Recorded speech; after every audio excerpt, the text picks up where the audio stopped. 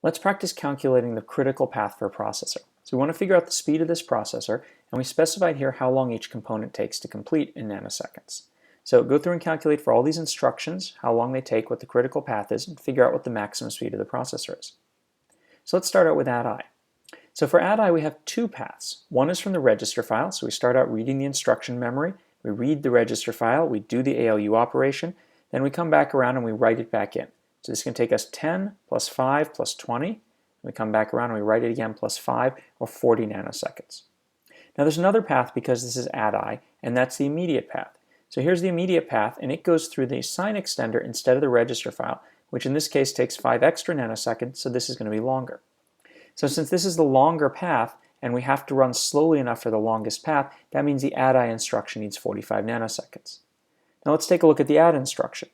The add instruction is similar, but it doesn't have the immediate path, so we just need to go through the register file path.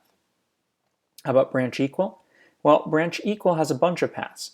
It has the following path here where we're going to do the subtraction of the two registers to see if there's 0, so we check if there's equal. We're going to have another path where we get the immediate up for the next PC. So this is going to take the immediate out of the instruction, sign extend it, and bring it up through the adder so that we can use it the next PC. And finally, we have another instruction here, which is our regular path for adding on to the next PC, which in this case is just 10 nanoseconds. This is much smaller, so we can ignore it. And so we take the largest of these paths, which is 40 nanoseconds. How about load word? Well, load word is going to take a really long time. And why is that? Well, we have to go through here, have to go all the way through, and then we go through the data memory.